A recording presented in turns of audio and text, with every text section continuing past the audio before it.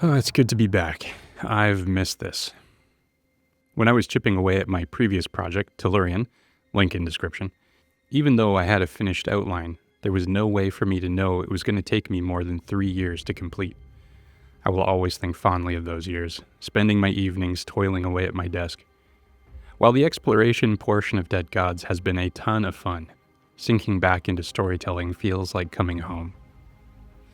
The shipwright narrowly escaped the lair of the Skull Eater, and now finds himself in a verdant field where a herd of three-horns grazes peacefully. One narrative device that I plan to overuse constantly is hinting at off-screen adventures. I think it'll help me to make this world feel more rich and lived in. It'll also be a chance to test out ideas and see how people respond to them, and maybe pull a few of them into future episodes. Maybe the Skull Eater comes back for revenge, or maybe this is all we'll ever hear of him. We'll see. This is exactly why I needed the design stage. Very early on, I tried to draw up a short story, but that failed attempt helped me to realize that I still knew too little about the world outside the frame. Now that I have a more solid grasp on what's out there, I can start to hint at it and trust that it'll feel cohesive as the story progresses. Something I've always found is that no matter how many concepts or illustrations I make with these characters, there's something about drawing them in a story that makes them feel more alive. That's why I could never stay in the world-building stage. He feels at home among these gentle beasts, reminded of his own beloved flocks before the Creator gave him a new purpose. There's still a ton of stuff for me to learn and build confidence in. When it comes to drawing dinosaurs, I still feel like I'm holding on for dear life. Page by page, study by study, my confidence will increase. Nothing pushes me artistically like drawing a narrative. It forces my hand, making me draw things I'd never choose to draw on my own. With this shot, I thought I was being a bit too conservative with the scale of the animals in the thumbnail. They were looking small, like rhinos, so I bumped them up a bit, and I think it feels better. Looking at it now, I think I can go crazier. So I'll just say that this is a smaller breed of Triceratops, and most will be larger, if for no other reason than to communicate the feeling of standing in their presence. One thing that will take some experimentation is finding the right balance between how much story is communicated through text and how much is said through the art.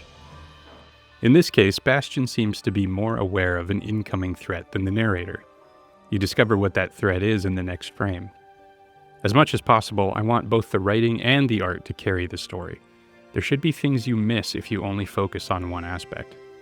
It's one of those things that I know will take some practice, and I can already feel future me looking back and cringing at my first attempts. But the only way to make sure that future me knows to cringe is if I start muddling through this stuff now. But nostalgia shatters as the herdsmen of the three horns, blades gleaming, descend upon him. The contents of his bags mean more to them than his life. This shot took a lot of balancing. The thumbnail communicated the basic idea, but when you start introducing real proportions and poses, there are always some compromises to make. I just tried to keep everything on separate layers so I could shuffle things around as needed. I was very thankful that I'd taken a bit of time to draw some simple designs for these guys. If I had tried to design them on the spot, figuring them out as I went along, I think it would have slowed me down significantly. During certain stages of this process, I get a lot of time to think. I've been planning out what episodes I can work on after this short story is complete. There are some much larger ones, and I'd also like to experiment with some one-pagers that are even shorter than this. I'm pretty sure I have the next one figured out. There are just a few details I'll need to sketch up. For longtime viewers, you could call it Take 2.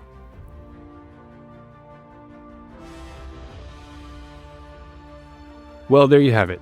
I was able to get 3 frames done this week. Of course, I just want it all to be finished, but there's only one way to get there. We'll see if I can finish off page 1 for next week.